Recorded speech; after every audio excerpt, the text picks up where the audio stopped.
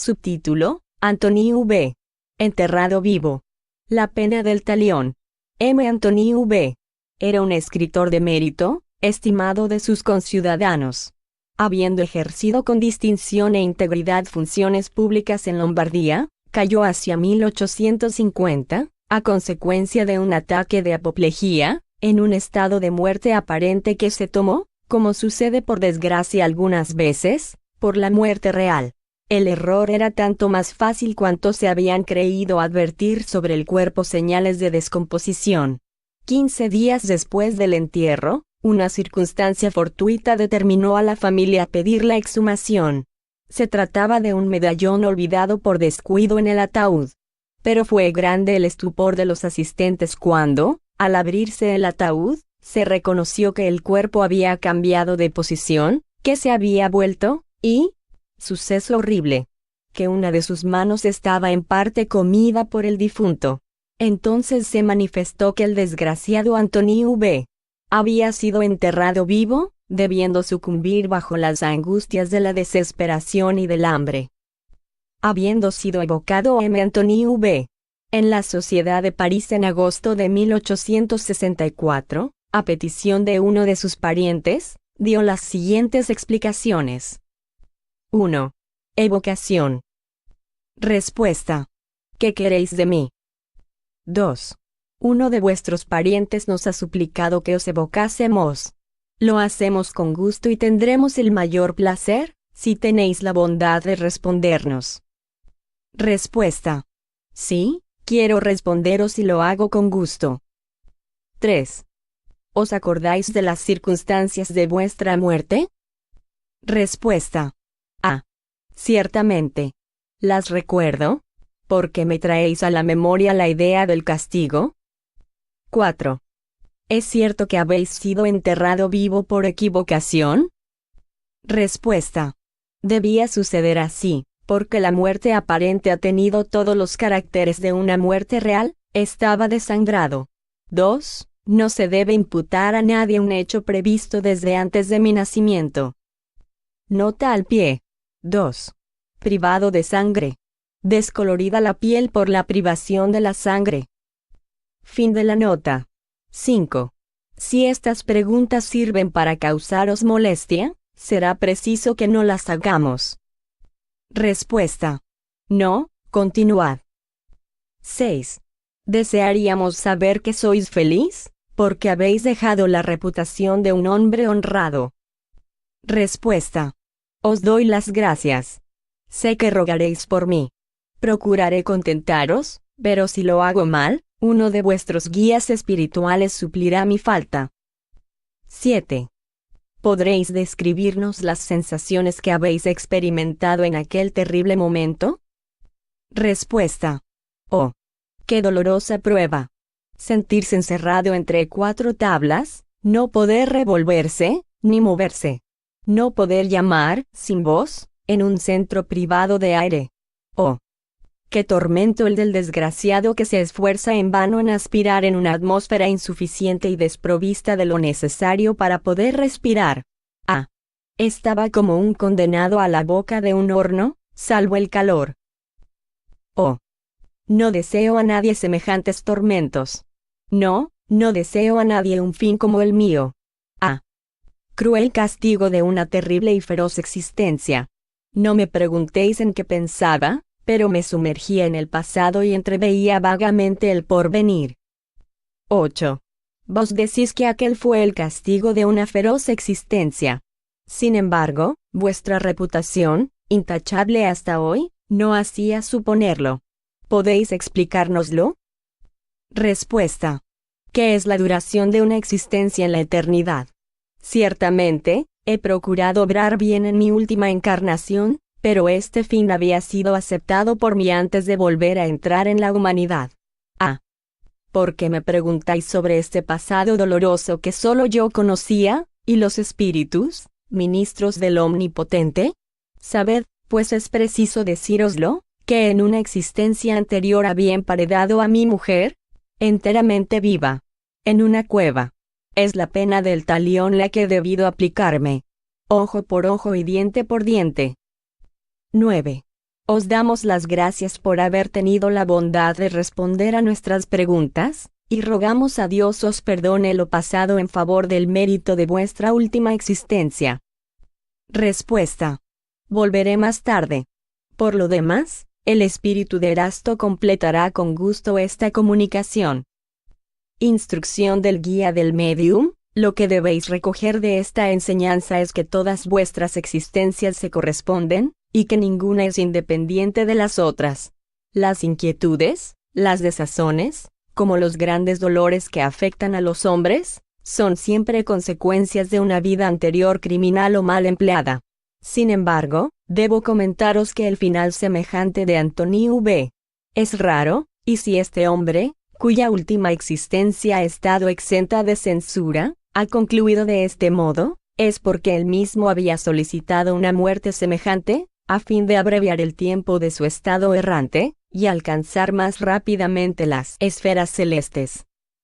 En efecto, después de un período de turbación y de sufrimiento moral para expiar todavía su crimen espantoso, le será perdonado, y se elevará hacia un mundo mejor donde encontrará a su víctima, que le espera y que le ha perdonado ya hace mucho tiempo. Sabed, pues, aprovecharos de este ejemplo cruel, para soportar con paciencia, queridos espiritistas, los sufrimientos corporales y morales y todas las miserias de la vida. Pregunta. ¿Qué provecho puede recoger la humanidad de semejante castigo? Respuesta. Los castigos no son para que la humanidad se desarrolle, sino para castigar al individuo culpable. Efectivamente, la humanidad no tiene ningún interés en ver sufrir uno de los suyos. Aquí el castigo fue apropiado a la falta. ¿Por qué hay locos e imbéciles? ¿Por qué mueren algunos en el fuego? ¿Por qué otros viven muchos años en los tormentos de una larga agonía, no pudiendo vivir ni morir? Creedme, respetad la voluntad soberana, y no tratéis de sondear la razón de los decretos providenciales. Sabedlo, Dios es justo, y hace bien todo lo que hace. Erasto. Anotación. ¿No tenemos en este caso una lección grande y terrible? De este modo la justicia de Dios alcanza siempre al culpable, y aunque algunas veces sea tardía, no por eso deja de seguir su curso. ¿No es eminentemente moral el saber que si grandes culpables acaban sus existencias pacíficamente, y a menudo en la abundancia de los bienes terrestres, la hora de la expiación sonará tarde o temprano? Penas de esta naturaleza se comprenden, no solamente porque están de algún modo a nuestro alcance, sino porque son lógicas. Se cree en ellas porque la razón las admite. Una existencia honrosa, no exenta no obstante de las pruebas de la vida, porque se las ha elegido o aceptado como complemento de expiación, es el saldo de una deuda que se satisface antes de recibir el premio del progreso cumplido. Si se considera cuán frecuentes eran en los siglos pasados, incluso en estas clases más elevadas y más ilustradas, los actos de barbarie que tanto hoy nos indignan, cuántos asesinatos se cometían en aquellas épocas en que se jugaba con la vida de su semejante, en que el poderoso aniquilaba al débil sin escrúpulo, se comprenderá cuántos hombres debe haber en nuestros días que tienen que lavar su pasado. No debemos maravillarnos, pues, del tan considerable número de gentes que mueren víctimas de accidentes aislados o de catástrofes generales. El despotismo, el fanatismo, la ignorancia y las preocupaciones de la Edad Media y de los siglos que la han seguido, han llegado a las generaciones futuras una duda inmensa que no está aún liquidada. Muchas desgracias nos parecen inmerecidas, porque no vemos sino el momento actual. Subtítulo: M. Letil. M. Letil, fabricante cerca de París, murió en abril de 1864 de una manera horrible. Habiéndose encendido una caldera de barniz hirviendo, y derramándose sobre él, en un instante fue cubierto de una materia inflamada, y comprendió enseguida que estaba perdido. Solo a la sazón en el obrador con un joven aprendiz, tuvo el valor de ir hasta su casa, distante más de 200 metros. Cuando pudieron darle los primeros auxilios, las carnes estaban quemadas y le caían del cuerpo y de la cara. Vivió así 12 horas entre los más horribles sufrimientos, conservando, a pesar de esto, toda su presencia de espíritu hasta el último momento, y poniendo en orden sus asuntos con entera lucidez. Durante esta cruel agonía no se le oyó ninguna queja, ningún murmullo, y murió rogando a Dios. Era un hombre muy honrado, de un carácter dulce y benévolo, amado y estimado de todos los que le habían conocido. Había abrazado con entusiasmo las ideas espiritistas, pero con poca reflexión, por cuyo motivo, como tenía alguna mediunidad, fue juguete de numerosas mistificaciones, que sin embargo no quebrantaron su fe. En ciertas circunstancias su confianza en lo que le decían los espíritus llegaba hasta la candidez. Evocado en la Sociedad de París el 23 de abril de 1864, pocos días después de su muerte, todavía bajo la impresión de la terrible escena de la que había sido víctima, dio la comunicación siguiente: «Una tristeza profunda me oprime. Espantado aún de mi muerte trágica, me creo bajo el hierro del verdugo. ¿Cuánto he sufrido? Oh, sí, mucho he sufrido. Estoy todavía temblando. Me parece que siento todavía el olor fétido que mis carnes quemadas despedían a mi alrededor. Agonía de 12 horas, ¿cuánto has probado al espíritu culpable? Ha sufrido sin murmurar. También Dios le concederá su perdón. Oh, querida mía, no llores por mí, mis dolores van a calmarse. No sufro realmente, pero el recuerdo equivale a la realidad. Mi conocimiento del espiritismo me ayuda mucho. Veo ahora que sin esa dulce creencia habría permanecido en el delirio que hubiera resultado de esta muerte horrorosa. Pero tengo un consolador que no me ha dejado desde mi último suspiro. Hablaban, y ya le veía cerca de mí. Me parecía que un reflejo de mis dolores que me daba vértigo, y me mostraba fantasmas. No, era mi ángel protector, que silencioso y mudo, me consolaba en mi corazón. Desde que hube dicho adiós a la tierra, me dijo: «Ven, hijo mío, y vuelve a ver la luz del día». Respiraba más libremente, creyendo salir de un sueño espantoso. Hablaba de mi querida esposa, del animoso muchacho que se había sacrificado por mí. «Todos están en la tierra», me refirió. «Tú, hijo mío, estás entre nosotros». Buscaba mi casa. El ángel me dejó entrar en ella acompañándome siempre. Vi a todo el mundo derramando lágrimas. En aquella pacífica morada de otro tiempo, todo era duelo y tristeza. No pude sostener más tiempo la vista de este doloroso espectáculo. Muy conmovido expuse a mi guía: «Oh, ángel, salgamos de aquí». «Sí, salgamos y busquemos reposo», dijo el ángel. Después, sufrí menos. Si no viera a mi esposa inconsolable, mis amigos tan tristes, sería casi feliz. Mi buen guía, mi querido ángel, me ha hecho el favor de explicarme por qué he tenido una muerte tan dolorosa, y para vuestra enseñanza, hijos míos, voy a haceros una confesión. Hace 2 siglos hice extender sobre una hoguera a una joven inocente como las de su edad. Tenía de 12 a 14 años. ¿De qué se la acusaba? A. De haber sido la cómplice de una revuelta contra la política sacerdotal. Era italiano y juez inquisidor, los verdugos no se atrevían a tocar el cuerpo de la joven. Yo mismo fui el juez y el verdugo. Oh, justicia, justicia de Dios, tú eres grande. Me he sometido a ella, había prometido tantas veces no vacilar el día del combate, que he tenido la fuerza de sostener mi palabra. No he murmurado, vos me habéis perdonado. Oh, Dios mío. ¿Cuándo se borrará de mi memoria el recuerdo de mi pobre e inocente víctima? Esto es lo que me hace sufrir. También deberé obtener su perdón. Vosotros, hijos de la nueva doctrina, ¿decís alguna vez? No nos acordamos de lo que hemos hecho precedentemente. Por esto no podemos evitar los males a que nos exponemos por el olvido del pasado. Oh, hermanos míos, bendecid a Dios.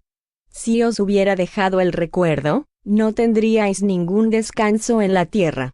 Perseguidos sin cesar por los remordimientos y la vergüenza, ¿podríais tener un solo instante de paz? El olvido es un beneficio. El recuerdo sería un tormento. Pasados algunos días, y por recompensa de la paciencia con la cual he soportado mis dolores, Dios me hará olvidar la falta. Esta es la promesa que acaba de hacérseme por mi buen ángel. Anotación. El carácter de Emelethil en su última existencia prueba a cuánto se había mejorado su espíritu. Su conducta fue el resultado de su arrepentimiento y de las resoluciones que tomó. Pero esto no bastaba, era preciso sellar estas resoluciones con una gran expiación. Le era preciso sufrir como hombre lo que había hecho sufrir a los otros. La resignación en esta terrible circunstancia era para él la prueba más grande, y afortunadamente no ha faltado a ella. Sin duda ha contribuido mucho a sostener su valor el conocimiento del espiritismo, por la fe sincera que le había dado en centilitros por venir. Sabía que los dolores de la vida eran pruebas y expiaciones, y se había sometido a ellas sin murmurar, diciendo: Dios es justo, sin duda lo he merecido. Fin de la anotación. Subtítulo: Un sabio ambicioso. La señora B. de Burdeos no experimentó las agudas angustias de la miseria, pero fue toda su vida mártir de dolores físicos por haber sido atacada de innumerables enfermedades graves durante 60 años, desde la edad de 5 meses, y que casi cada año la ponían a las puertas de la muerte. 3 veces fue envenenada por los ensayos que la ciencia incierta hizo sobre ella, y su temperamento, viciado por los remedios tanto como por las enfermedades, la hizo víctima hasta el fin de sus días de intolerables sufrimientos que nada podía calmar.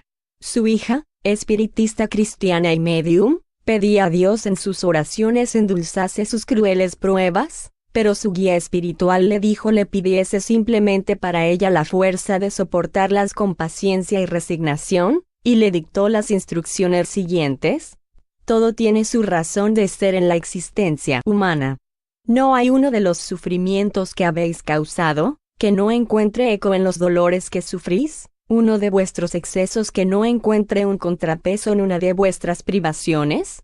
No cae una lágrima de vuestros ojos sin tener que lavar una falta o un crimen algunas veces. Sufrid, pues, con paciencia y resignación vuestros dolores físicos y morales por crueles que os parezcan, y pensad en el labrador cuya fatiga le quebranta los miembros pero que continúa su obra sin detenerse, porque tiene siempre entre las espigas doradas que serán el fruto de su perseverancia. Tal es la suerte del desgraciado que sufre sobre vuestra tierra. La aspiración hacia la dicha que debe ser el fruto de su paciencia, le hará fuerte contra los dolores pasajeros de la humanidad. Así es en cuanto a tu madre. Cada dolor que acepta como una expiación, es una mancha borrada de su pasado, y cuanto más pronto se borren todas las manchas, tanto más pronto será feliz. Solo la falta de resignación hace el sufrimiento estéril, porque entonces las pruebas se han de volver a empezar. Lo que es más útil para ella, el ánimo y la sumisión, esto es lo que es necesario pedir a Dios y a los buenos espíritus para que se le conceda. Tu madre fue en otro tiempo un buen médico, acreditado entre una clase en que no cuesta nada asegurarse un bienestar, y donde fue colmado de dones y honores. Ambicioso de gloria y riquezas, queriendo alcanzar el apogeo de la ciencia, no con la idea de aliviar a sus hermanos, porque no era filántropo, sino en vista de aumentar su reputación y en consecuencia su clientela, nada le importaba con tal que sus estudios tuviesen el fin que apetecía. La madre era martirizada en su lecho de sufrimiento, porque preveía un estudio en las convulsiones que provocaba. El niño era sometido a los experimentos que debían darle la llave de ciertos fenómenos. El anciano veía apresurar su fin. El hombre vigoroso se sentía debilitado por los ensayos que debían acreditar la acción de tal o cual brebaje, y todos estos experimentos se practicaban sobre el desgraciado sin desconfianza. La satisfacción de la concupiscencia y del orgullo, la sed de oro y de su fama, tales fueron los móviles de su conducta. Han sido necesarios siglos y terribles pruebas para domar este espíritu orgulloso y ambicioso. Después empezó el arrepentimiento, su obra regeneradora, y la reparación se acaba, porque las pruebas de esta última existencia son dulces al lado de las que ha sufrido. Ánimo, pues, Si la pena ha sido larga y cruel, la recompensa acordada a la paciencia, o la resignación y a la humanidad, será grande. Ánimo, vosotros todos los que sufrís. Pensad en el poco tiempo que dura vuestra existencia material. Pensad en las alegrías de la eternidad. Acudid a la esperanza, amiga íntima de todo corazón que sufre. Acudid a la fe, hermana de la esperanza, la fe que os muestra el cielo donde la esperanza os hace penetrar antes de tiempo. Llamad también a esos amigos que el Señor os da, que os rodean, os sostienen, os aman, y cuya constante solicitud os conduce a aquel a quien habéis ofendido y cuyas leyes habéis violado. Anotación. Después de su muerte, la señora B. ha dado, ya a su hija, ya a la Sociedad Espiritista de París, comunicaciones donde se reflejan las más eminentes cualidades, y donde confirma lo que había sido dicho de sus antecedentes. Fin de la anotación.